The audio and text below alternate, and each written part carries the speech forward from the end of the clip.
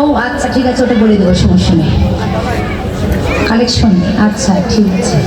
আমার কমিটি দাদা ভাইরা আপনাদের কাছে কালেকশনের জন্য যাবে, মানে গোবিন্দ সেবার জন্য আপনারা যে যা পারবেন দান করবেন। এই দান করার কথা বলেছি বলে অনেকে বলে যাই এইবার একটু বাইরে থেকে ঘুরে আসি, বাইরে যাওয়ার দরকার নাই, কৃপা করে যেমনভাবে আপনারা তুলসী পাহাড়ে মধুর কথা কথা রে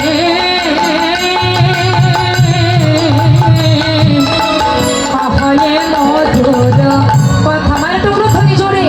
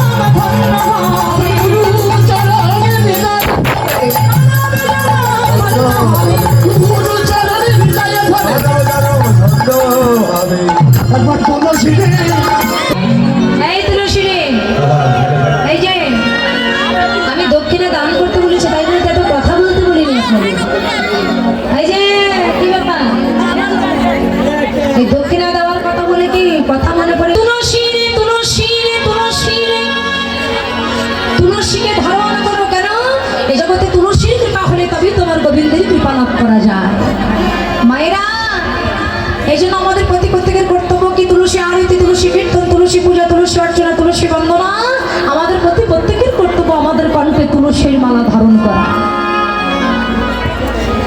বাবা যদি কেউ কণ্ঠে তুলসী মালা ধারণ করতে পারে তার বজ্রপাতে কখনো মৃত্যু হয় না, সর্পদংশনে তার কখনো মৃত্যু হয় না। এই তুলসী মালা যদি কেউ কণ্ঠে ধারণ করতে পারে তার অপবিত্র দেহটা পবিত্রতায় পরিপূর্ণ হয়ে যায়। এই তুলসীর মালা যদি কেউ কণ্ঠে ধারণ করতে পারে আমার গোবিন্দের লক্ষ্যটা সেই ভক্তের দিকে থাকে। এই জগতে কোনো কিছু গোবিন্দের সেবায় কোনো কিছু নিবেদন করতে গেলে যেমন তার উপরে তুলসী পত্র দিলে সেই বস্তু যেমন গোবিন্দের সেবায় নিবেদন হয়, তেমনি কেউ যদি কণ্ঠে তুলসীর মালা ধারণ করতে পারে এই দেহটা তার গোবিন্দের চরণ সেবায় নিবেদন হয়ে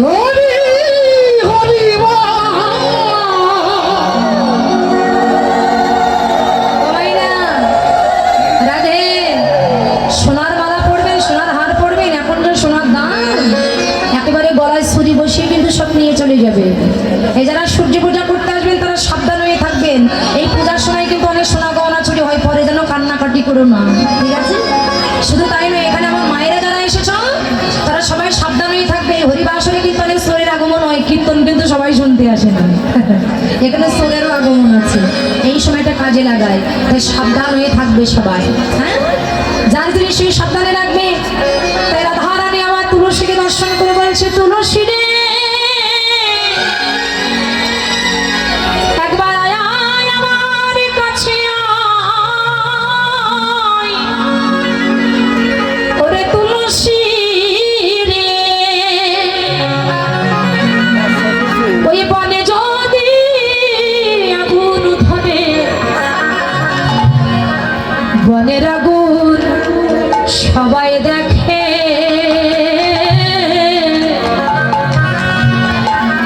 আস্তে কথা বলবেন না, যন্ত্রণা তো। এত কথা কিসের আপনাদের? এর আগে তো ভালো ঘরে বসেছিলেন। বলে বনে যদি আগুন ধরে, বনের আগুন সবাই দেখে, কিন্তু যদি কারোর ঘরে আগুন ধরে, সে আগুন তো কেউ দেখতে পায় না। তাই তুলসী রে, আমার যে ঘরে আগুন ধরেছে, তুলসী বলছে গো রাধে, ঘরে যদি আগুন ধরে তবে জল ঢেলে দে, আগুন নিভে যাবে। রাধারানী বললেন তুলসী, জাগতিক জগতের কোনো ঘরে যদি আগুন ধরে, সেই ঘরে জল ঢেলে দিলে আগুন নিভে যায়, কিন্তু যদি কোনো ভক্তের হৃদয় উপসাগরে একবার কৃষ্ণ নামের আগুন ধরে যায়, আর সেখানে যদি জল দেওয়া হয়, কোন জল? এই নয়ন জলে যদি কোনো ভক্ত কৃষ্ণ কৃষ্ণ বলে কাঁদে, যতই কৃষ্ণ বলে কাঁদে, তার আগুন দ্বিগুণ বেড়ে যায়।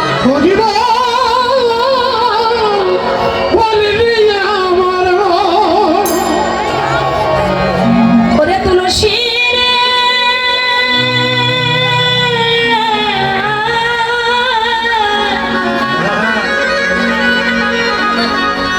আমি এমন ঘরে বাস করি,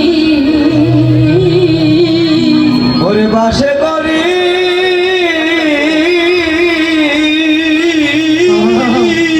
যারা আমার কৃষ্ণ বলে কাঁদিতে দেয় না, নীল আকাশ পাবে আমার চাইতে পারে। রাধারানী যে বাদিনীর ঘরে বাস করে, তাকে কত দুঃখ সহ্য করতে হয়, কত কষ্ট, কত জ্বালা, কত যন্ত্রণা। তোদের একটা কথা বলবো, আমি যদি কখনো কোনোদিন আমার দেহ থেকে প্রাণ পাখি চলে যাই, সত্যি তোরা যেন আমাকে আগুনে পোড়াস। কৃষ্ণ দাদা নামে আমি শতটুকু করেছি, এই পোড়া দেহ তোরা আর কি পোড়াবি। সত্যি আমি যদি মারা যাই, আমার দেহ যেন জলে ভাসাস না, জলে ভাসাস না। কেন? বলে কৃষ্ণ নামের বিরহ জ্বালা, এই নয়ন জলে আমি সতত ভাসবি, আমি তোর বিশ্বাস করি না। এই আমার তোর দেহ কি করবো তাহলে? কি করবি জানিস? সুখে না পড়ায় রাধা রক্ত,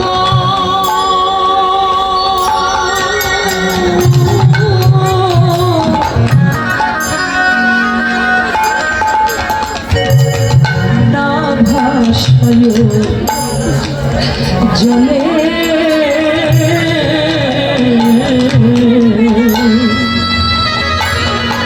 ওরে না পোড়ায় রাধায়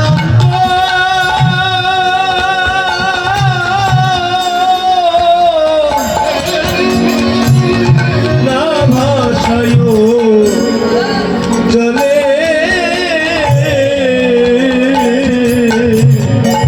আমি মরিলে তো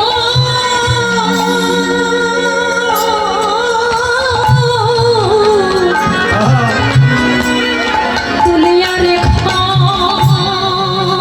মরম সই তমালের ডালে,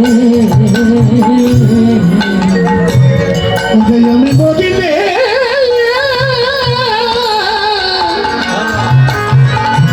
তুলিয়া রেখা ওই কামালের ডালে রে, আমি তমাল বড় ভালোবাসি। সখী আমি কমাল বড় ভালোবাসি, আমার কৃষ্ণ কালো কালো, আমি তাই তো তমাল বাসি ভালো। ওরে কৃষ্ণ কালোয়া হরিবল হরিবল কালো, আমি তো বাসি ভালো সখী আমার গোবিন্দ ছাড়া এই গোবিন্দ ছাড়া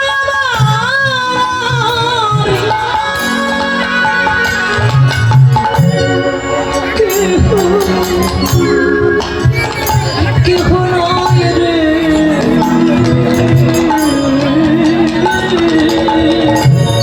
সখী আমার গোবিন্দ ছাড়া রাধারানী নয়, আমাদের প্রতি প্রত্যেকের জীবনেও গোবিন্দ ছাড়া কেউ নয়। গোবিন্দ ছাড়া ভেবে দেখো মনে মনে।